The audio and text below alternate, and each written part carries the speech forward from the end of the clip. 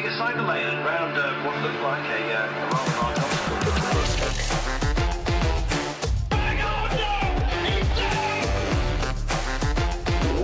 Gets his head down, he's in a time trialing position. This is The Domestics, presented by Black Sheep Cycling.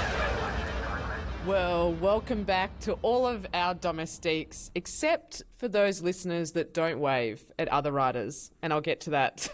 How did my Peaks Recon go? We've got the Tour of Tassie, the round 2 of the ProVelo Super League this weekend. We continue in the Middle East and Jayco going on an absolute UCI point raid. Demi Vollering has returned and the Winter Olympics continue where Australia is just very, very good at moguls. A big thank you to Black Sheep Cycling. And now you can, unfortunately, watch us on YouTube. Terrible. I do not have a good video face. So you can like, share, subscribe, leave a comment, do all that shiz. But if you don't like us, that's okay. You could just turn us off. You don't need to tell me. Lee, Elvis, Hollywood. Katurna. Warnie, Yeah. 2 weeks to go. Yes. Hey, Phil. Yeah, I'm good. The comments are nice. Someone on the YouTube asked why I wear these goofy glasses. It's because I can't see without them. And I do like yellow and they're bifocal, so that's why I wear them. I would rather not. I tried to get laser, but my cornea is too thin. Long story, but anyway. But yeah, Warnie, in 2 weeks, looking forward to it. Had a really nice day on Saturday with Hellride, where I had a really good day actually on it, and went out to Dandy with a really great group of guys and ended up doing about 2:35 and a couple of thousand metres, and we had a great day, so it was very, very good. Ooh, he's on Marco Cupid O'Brien. What's happening? Hey, how are you, Tills? Yeah, you know. If anyone missed, there's Cupid over here had a Valentine's party that he was just Mate, I look like, shooting everyone in the ass with arrows. Jeez, I look like a Greek god, didn't I? Yeah, it was. We should make that the thumbnail. You heard it here first, John. It can be the thumbnail for the week of me as Cupid at my housewarming / Valentine's party on the weekend. So just continuing to I went out and beat up on Hellride, so I got to see Hollywood humming around and getting around the group, and then just you went look good in the white kit. I did. Yeah, I was wearing the full Natty Champ stuff, the Luke Plapp special, that one. So I thought such a glorious day out there. May as well run full white just for Lee's approval. And then just drowned my sorrows that the Warnie wasn't actually on Saturday, and had a massive night at the housewarming until about 3 a.m, and then I actually got out for 4 hours yesterday before my son got dropped back to our house because he had a weekend away with the grandparents. But it wasn't until I hit a gravel road and started vibrating that I realised I actually had a decent sized headache. So well, we had a lot of feedback actually when we were talking about peaks last week. Let's get into a bit of peaks chat. I was absolutely rattled when Lee told me that we went up Tawonga in 29 minutes last year, which is still very fast, and that then I was told I had to do 23 this year. I have had it further verified from other people that have done it and some of our other 8-hour wave leaders that we can do it in 25 minutes, and that's exactly what I did on Saturday. So I was pretty happy with that. Possibly my best ever 20-minute watts per kilo. I think I was sitting around 4.6. But it's not my best ever FTP, but it was close, and just fully loaded as well. Like, you're so much heavier with the water bottles, like compared to doing Tour of Bright. And so went on a bit of a charge over the weekend. Hotham scares the shit out of me. It's just so long. What time did you do? I can't remember the time in my head, but I tried to hold 235 to 240 watts for me. Which is like 80%, I guess, a bit under 80%. And so I think the thing with Hotham is you think that's the top, and then the hardest part is you've got another 3K to go. But the other part is that for all the other waves, the biggest thing that keeps coming back is pacing, fueling, and not being a dickhead.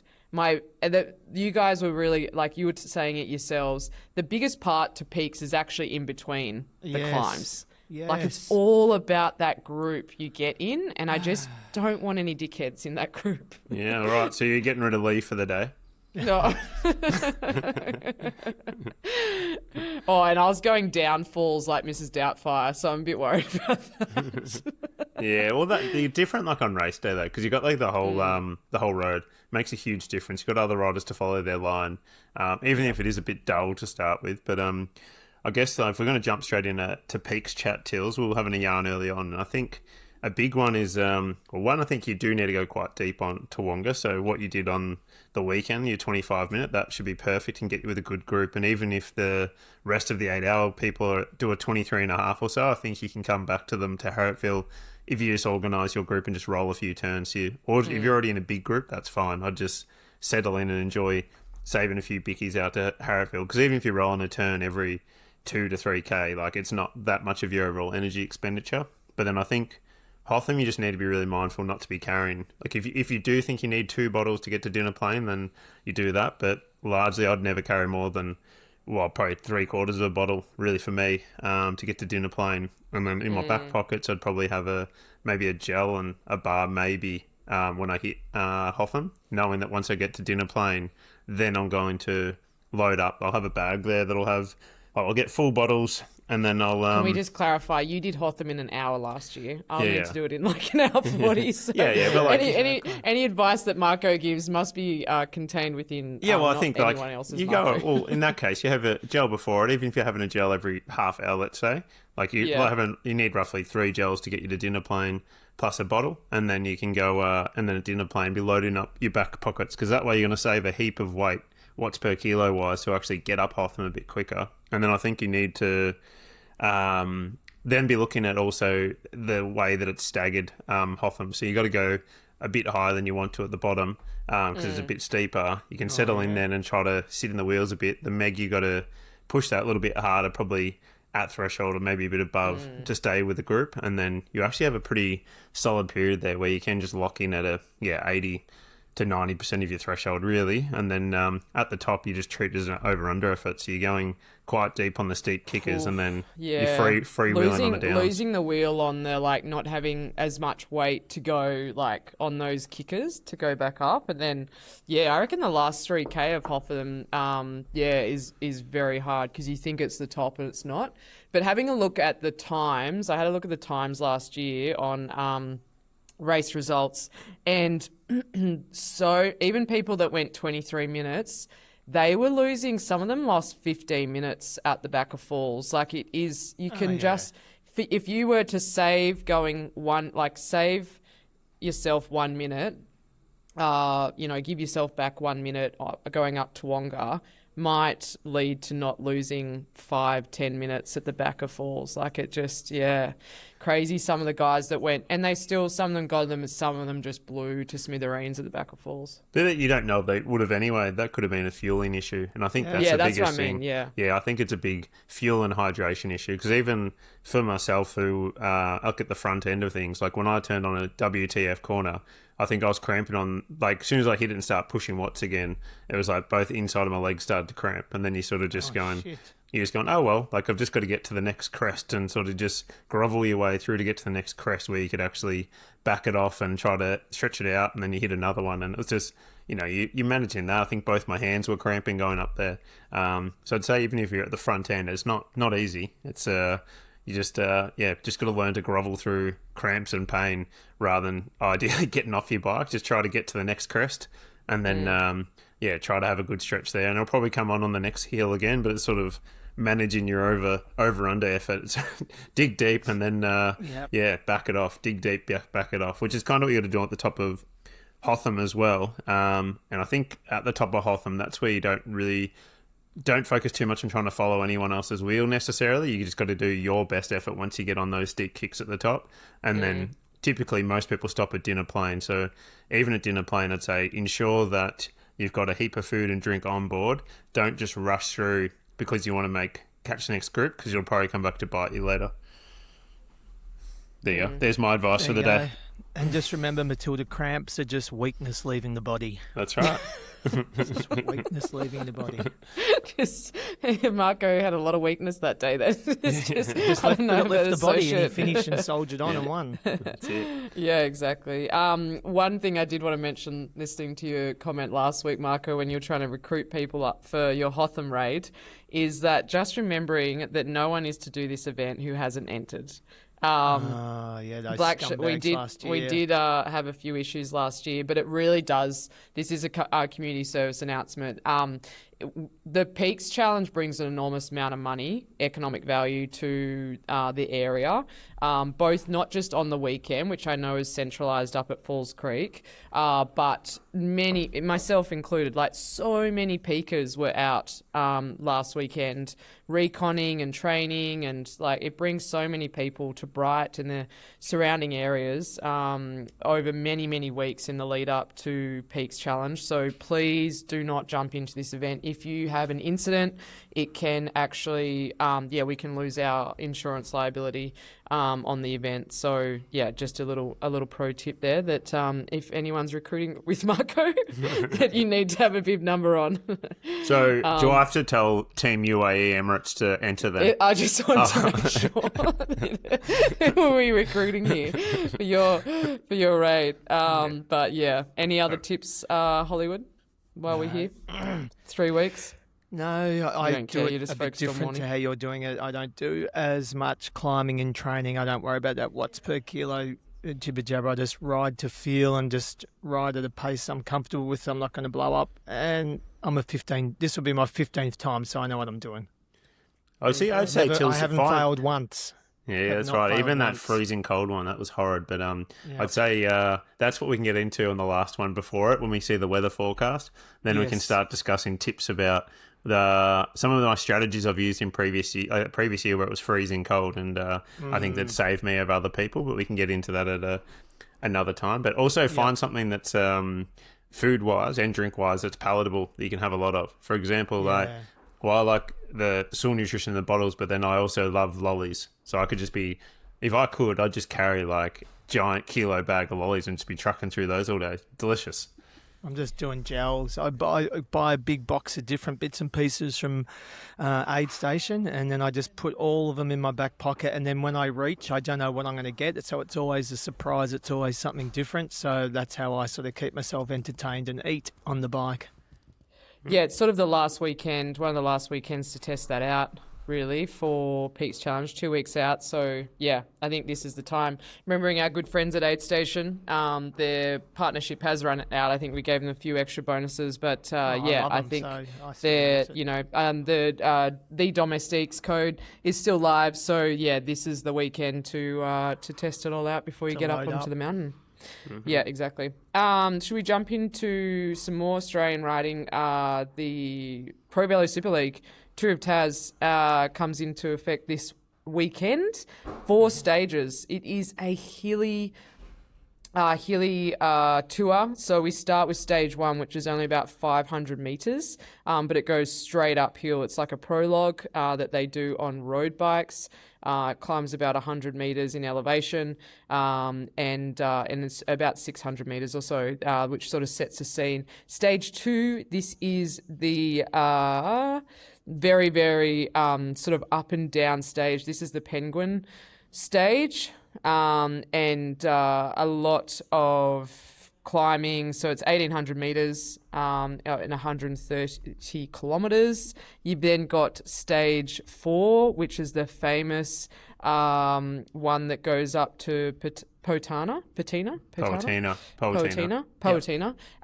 So that's the real like hockey stick stage. So it's all flat, and then it just climbs very aggressively up to the finish, and then it finishes with a crit on the very last stage that we will be commentating with SBS Cycling. Marco, do you have many of your riders heading down?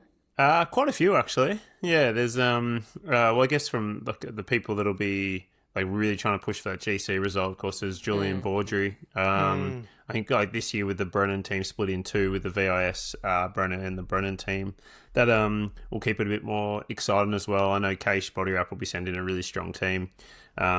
got young Tom Sharp going there as well, plus Henry Jones, one of the local juniors, a Tassie boy, getting into it. So there's a good crew heading there. It's always such a one of the premier tours there at Tassie, and always shows, I guess, a real sign of things to come. Because we've got so few races that finish up a hill now. So you get Tour of Bright, and that's often stacked with guys that are already at a very, very high level, or World Tour in Plappy's case. But I think Tassie then can reveal a few of the more younger guys that might have struggled at Bright, and then trying to show themselves as one of the next big climbers. And Jack Ward winning at Poatina last year, and now over, not necessarily direct correlation, but then going straight over to Europe and getting some great results. So I think the Guns Plains Day they've got there always shows that bit more racing versatility, but then there's no hiding going up Poatina. So I'm pretty interested to see who gets up there this year. Once again, I just find it a little bit. I'm happy that there's racing and like the national level racing, but I also still think it's probably tends to be a little bit short for what we need. But anyway, that's just my take on it, or maybe throw back the old John Craven double days where they have a road race and a crit every day. You can just race around a local school. It will be wide open as well, because I think I think a lot of the leaders from the SA Kick It will not be attending Tassie, whether that's, I think, because of the track World Cup that's on at the same time. So if you look at Connor Leahy, Tom Cornish, Adet Lynch, those sort of riders, I'm not sure if they're lining up for it. So it will be, I'm looking at the likes of sort of Sophia Salmons, Lucy Sperling, Emily Sanders, those types of riders to do quite well on the women's side. And then you already touched on the men's side as well. Marco, some of the younger riders that aren't focused at all on the track, looking to get up there. A start list hasn't been released yet, so it'll be interesting to see who's heading down. And obviously a week before the warning. Yeah, well, that's the other thing that could play into it as well, because I think perhaps, as you mentioned, with the track on, that could be tricky for, I don't know if Connor or Tom Cornish are back, that kind of take out a couple of the options for Brendan. So then they'll be leaning more on Brendan Davids and Tristan Saunders that are proven at these style of races before.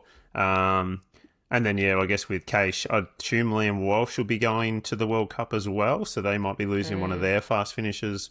Cam Scott's not with them now, so it'd actually be relatively open for both events. But from a personal preference point of view, I'd just be hoping that the Warnie is the stillest day that Melbourne's ever seen. It ends in a bunch sprint with 100 people, and that way I won't have any FOMO. The weather would have been good if it was the weekend just gone. The women would have had the most perfectest day, and we would have had a bloody good day too.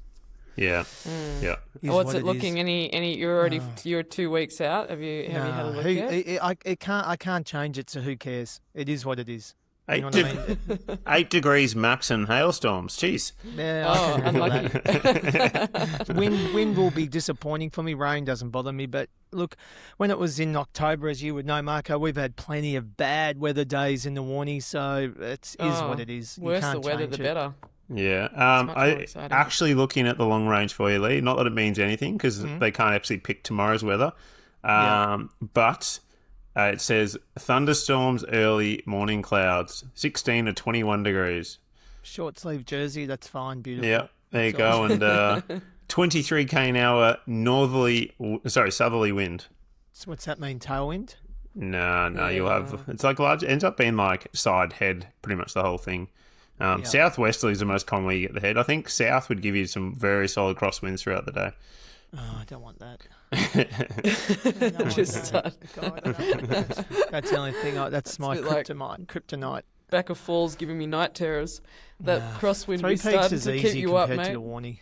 Three Peaks, honestly, is easy compared to the Warnie. Let's jump into Tour of Oman.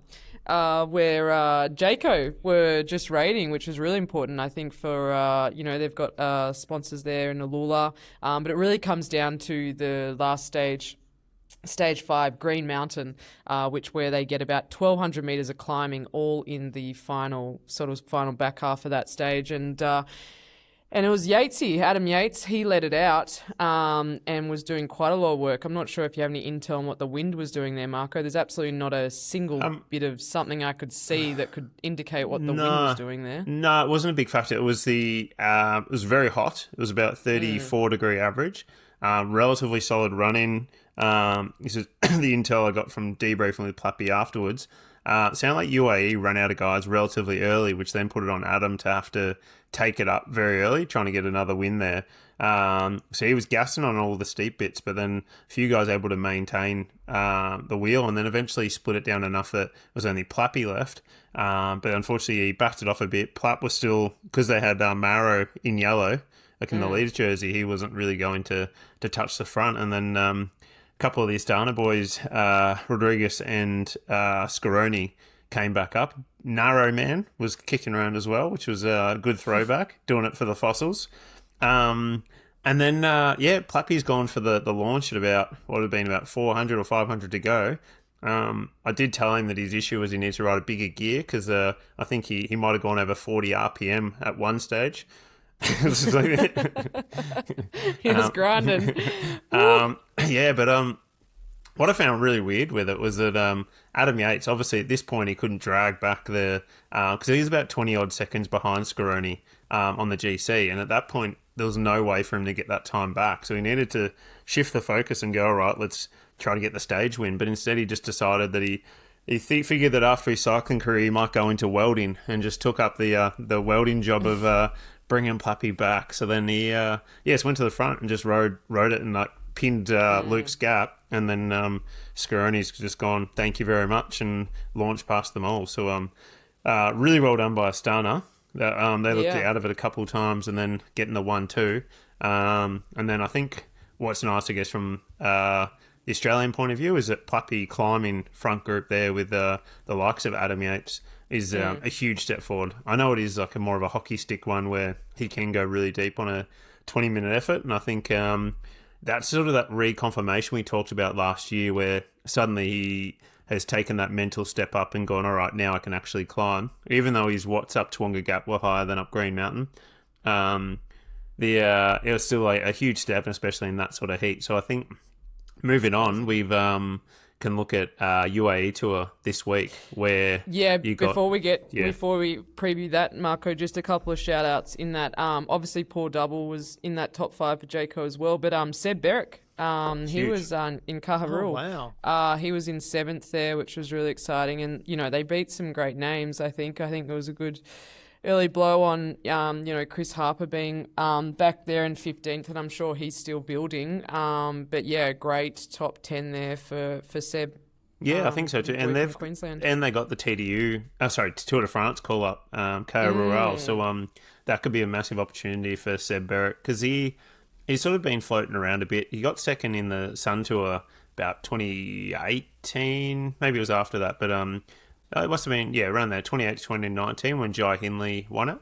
So he was second there and then got a bit of a look in and sort of got stuck in a bit of no man's land, and then he was with Israel, and then coming out now with Caja Rural. I think this is fantastic, and if he gets a start at Tour de France, I think that'll be above and beyond what was, I guess, expected from him, because he sort of had early signs as a junior looking really good. I think he was with the AG Tour Devo team off the top of my head.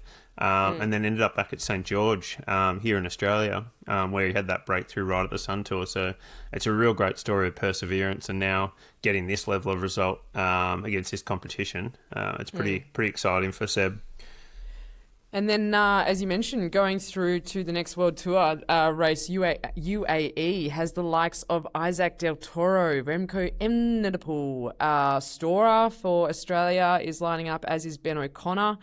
Felix Gull, it will be there, Adam Yates. The likes of Derek G, who is riding for his new team in Little Trek, remembering he jumped across from Premier Tech, left them unceremoniously last year. And so, a lot of big names that are going to be taking on the early season form. What do you reckon of the because I know we lost Jonas Vingegaard because he was meant to go here, which we probably could touch on how weird this setup is, where Simon Yates retired like out of nowhere, and then Simon's coach and Jonas's coach retired out of the blue.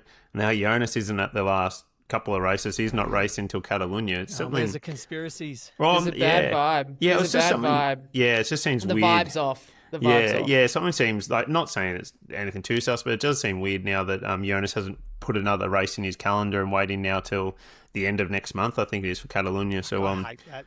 yeah. But anyway, we'll wait to see. I used to hate Armstrong. He comes out for Dauphiné or Tour of Swiss, and then you don't see him all year. I hate that. Well, I think, that's why I like Poggies everywhere. Yeah, because Jonas, I think now is just Catalunya and then jumping straight to Giro and then straight to the Tour. So he's going to have three tours, and then that's his season at this stage. But yes, back to UAE Tours. Remco absolutely cooking, coming in. So this is his chance now, I guess, to put the authority down. Like, I mean, if Del Toro puts away Remco, like, Poggy's going to be laughing to himself back in Monaco. And actually, for all intents and purposes, I think Del Toro winning this would be awesome for Pog, because then he'll be like, I don't need to go back to UAE Tour. But yeah. I mean, if he loses here, then next year he's going to have to go back and try to get the win. So I'm pretty interested to see how it pans out. I don't think Derek G will be quite on it yet. I think Remco's the man to beat with his recent form.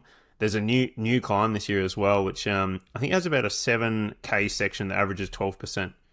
So and especially with the heat they have there as well, and at the speed you'll be going at 12%, I think it'll be absolutely roasting. So anyone that's done some good heat prep leading into this will be far better off, or even people coming from Oman should have a benefit. I'm excited to see what the hell you know X can do. Have you seen any of their footage? How when everyone has just been training in the hottest parts of the world, and they've just gone up to stayed in the Alps. They have not seen actual sun, so they have been training in like meters and meters and meters of snow, and all indoors, but they have been doing some monster training indoors. So I'm keen to see what they can do outside. Have you seen any of Jonas Abrahamson's stuff on Insta? Absolutely. He is unbelievable. Friend of the pod. Yeah, anyone on. anyone listening to this, if you don't follow him, if you want to watch someone do some cooked stuff, he's your man. I saw the other day he was doing 6 hours. What he eats. And and he was going to do like powers. 350 watts or something like that. He was going to try to sit at for 6 hours, and it was like 2 cookies and 2 muffins an hour. So he's just like, for a 6-hour session, just 12 cookies, 12 muffins, and he's like probably still in a deficit.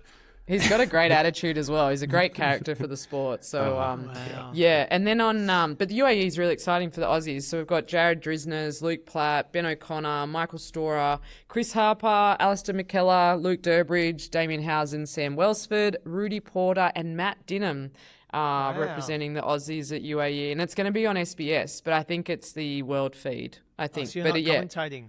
No, I won't be commentating this. Yeah, it's going to be on World Feed, so it's going to be live on demand that you can watch So is it TNT commentators?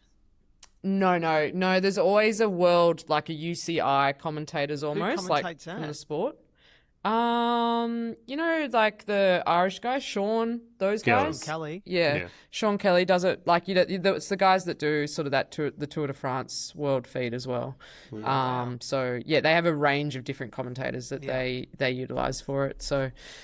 It should be a great, great tour of early form. It's weird how we still wait for, like, I think you got to rename the opening weekend of the classics. More and more races are getting filtered in to this period at the moment. Jumping to the women's side, they have the weekend off from World Tour racing, but they did have the Valenciana was in Spain, and Spain seemed to have some crazy winds. It caused issues right across the racing that was happening there, men's and women's. Demi Vollering made her successful return, both winning 2 of the stages and the overall. One or 2 of the stages had to be called off because of high winds. Apparently, they also wanted to call off the first stage that Demi won, but she put her foot down and said that she wanted to race, and the peloton followed.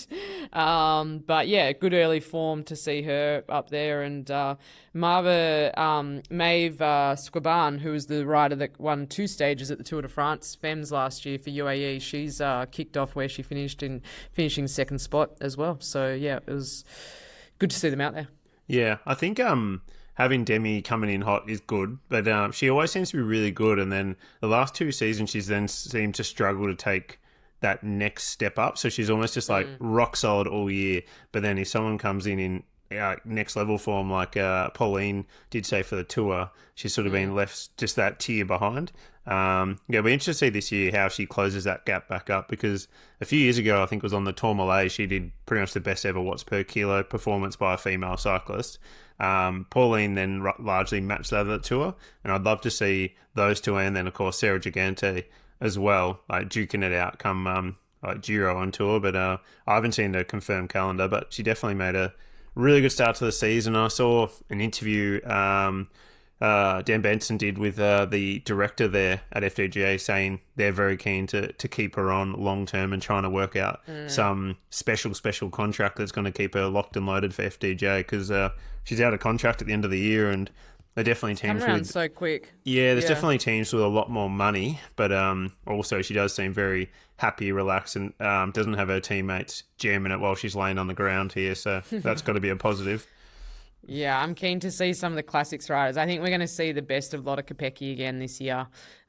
She even admitted herself when she was trying to turn herself into a GC rider, she tried so desperately hard to sort of get to that shape, and that she actually was putting on weight. She really cooked her hormones and really struggled trying to be a square trying to fit into a round hole, really. And so she's gone back to her strengths. So I think, I'm excited for that opening weekend, which is still a few weeks away. But yeah, final thing, I've been meaning to bring this up for a while, guys. Hollywood, you're so good at this because you love it. Waving at other riders. Now I get when you're on beach road, I would get like RSI of the hand. There's so many riders, love it. But when you are in the middle of bumfuck nowhere and you see another rider out there, just a little wave, just to acknowledge that you're both out there, like getting Maybe it they're done. scared of you. They've I know. heard No one you, likes seen me. you, I they're get scared that. of you.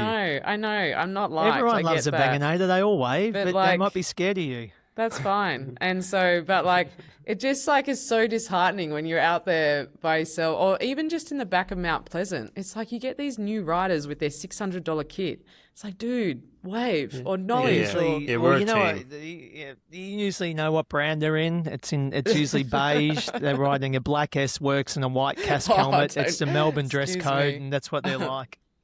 Yeah, but I'd agree with boot you, Tills. I feel very strongly on it as well, because I grew up in Horsham. So if I happen to see another cyclist while I was out doing a long ride, every couple of weeks, I'd basically have like a choreographed dance to say hello to them. It's very exciting. Wave to And then everyone. I went to Bendigo, like that was another step up. You do see cyclists out, but not as frequently.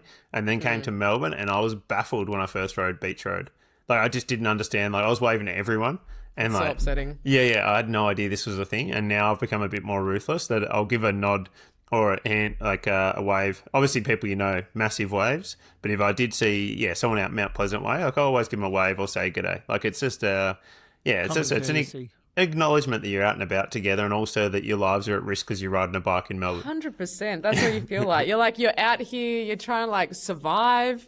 And then, I don't know whether they're shocked to see someone or like a little nod. I know that, and I know a lot of the time I'm chewing stem. I probably don't even see you. So I don't want to have to now wave to every single person. Maybe I they see. I can't might take not see you. maybe they can't take their you hands just have off to Tills. nod your head. Nod your head. Yeah. So anyway, a little PSA. Say hello to your fellow cyclists. Oh, All look, you I new can't. riders out I there, can't. you need to learn. I can't jump in on this because everyone waves at me. So Oh, it's just Mr. my- Popularity. It's bloody It hard, is. isn't Well, it? when you're It's just wearing because the I'm exact dressed same like a yellow kit wiggle every day. I'm dressed like bloody Big Bird off Sesame Street, so I'm recognisable. So whereas Tills, I told you, John at Black Sheep needs to do a custom kit. I know, but and I then like that's having your the brand. choice of all these wonderful kits every day. It's like my only thing that, every day Just I get wear- to it's have like that wearing a nice school decision. uniform. Yeah, I don't need that. Anyway, we'll leave you on that note. Wave to your fellow cyclists. 5-fingered wave at all the other cars as well, please. And we'll leave you on that note. Like, share, subscribe. Apparently we're doing that now. Is that it Hollywood, today? anything else Is that to it? add? I don't know. that You've done about 8%. So is there anything else you wanted to Oh, contribute with it? Couldn't get a word in when you were going. It's your life story. Do you want to talk What about did you your wanna say? Instagram post about women's issues? Oh, not really. That's I've got a quite lot of deep. people asking me now about Yeah, where I so am that's- on my cycle. that's So what you they wanna know. you guys have nothing to worry about. You worry about the weather conditions. I worry about what fucking stage I'll be on my cycle. That's what really undoes you. Nothing to do with the wind. So Yeah, that's Well, you tough. know what's worse is when you and my wife have the same cycle. So I cop grief at the same time from you, my mate, and my wife. oh dear. Anything else? I have one shout out we missed last week, Tills. Oh yeah. Yeah, it has nothing to do with cycles. Well, cycling, Okay. similar, yeah, but Yeah. Zach Marriage. We missed Good kid. out on Great kid. kid. Everyone likes Zach, and I like on Zach. training camp up Calder Rates or Rates, where today Poatina has the record, and everyone on every training camp that goes to southern Spain, north is it south? Yeah, South Spain. Yeah, the where they go and test up this climb. During their training camp, Zach managed to do the second fastest time ever. I do believe that there may have been Didn't you some. mention this last week? Or maybe No, we not didn't on the put it pod. No, No, no. I said Oh, afterwards. sorry. Yeah, I said afterwards. We deserve to give Zach a sorry. mention. Got Like, it. Yes, Yes. so definitely. I think it may have been so like motorbike potentially, but also Poggy has 10 UAE Yeah. teammates. So at this Same, stage, I think it's all fair. Yeah, pretty incredible. Like Zach, I rode with him, or Hollywood did as well in Adelaide. Yeah, we did. And he was humming on the bunchy we did with him, and so he went over to training camp, and I think this is really exciting. So it's definitely one to look at, racing for the NSN Devo team this year. He'll What's get a his few, plan, Marco? Do you know? get some results. They get? yeah, but, Do you know what races they get? yeah, he's got a pretty good program, but also I think he's got a few opportunities to race with the World Tour team this year in the dot one races there as well. So, and I'm hoping my boy Maxi Gould there in the same Maxi team Gould. also gets an opportunity Love to Max. step up and do one or two races with the top team. But I think for Zach, after finishing second in the ProVelo League last year, this is a real sign of things to come. So I'm really excited to see how the boys go when they start racing in the next few weeks. I think Tour of Rwanda's up first for them. So Oh, wow. What an experience. yeah, exactly. So anyway, listeners, watch this space. Let's get behind Zach and Max. Yeah. Tills, we have to have that shout out we spoke about too. What was Zwift that? headphones. Oh, yeah. And the battery. I got my Zwift. I don't remember if we listeners, talked about I we got had to my shut them Zwift out, but anyway. headphones. I got Okay. my Zwift headphones. How long ago? 6 months ago. Yeah. I'm 5 still 6 yet months. to charge the battery, and I use them every week, multiple times a week, and I'm still on full charge. Those things last forever. That's just It's actually what- ridiculous. Yeah. And Yeah. you turn them on and it says battery level high. yeah, that's right. And it's like, fuck, I'm waiting for it to say medium or low. I It know. just, I I've want to never charge charged them. Yeah, these are the ones that can get wet. So when you're really Yes. sweaty and you're wearing headphones, there's Zwift That's not a paid H2Os. plug. That's not No, a paid they plug. We actually bought are them. They're extremely just good. good headphones for Yeah, Zwift. yeah. Anyway, but if Any Zwift's other- listening, just if they happen to be Yeah, listening, who's listening? I've never heard of these. Oh. I've never heard of Steve or these someone. headphones, but Stop I'm now. sponsoring those other shitty podcasts and sponsor our one. Did you see the guy that I put up on my stories, Darren? This is the other shout out. So going along, I'm over the top of Falls. I'm about to go down to Trap Yard and I catch up to this guy. And I go, oh, you're doing peaks? And he goes, oh, yeah. And he catches up to me. And then he proceeds to do 320 watts up the small climb. So he's dropping me now. I'm like, oh. And he says doing a recovery ride. He did wow. peaks in reverse the day before. I was like, mate, you don't do a marathon before a marathon. But he was like, yeah, he did it reverse on the Saturday, the whole thing. Not a bad shout because you've got towns that you can sort of get to at the back end of it.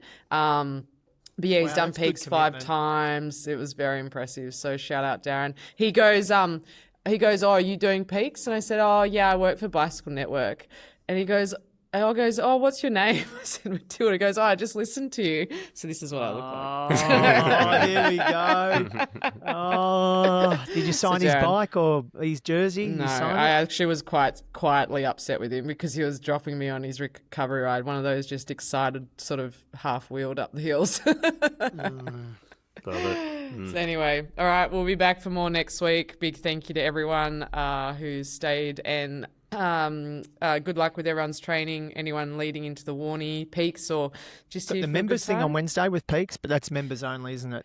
Yep, I was prepping for that today. Thank you.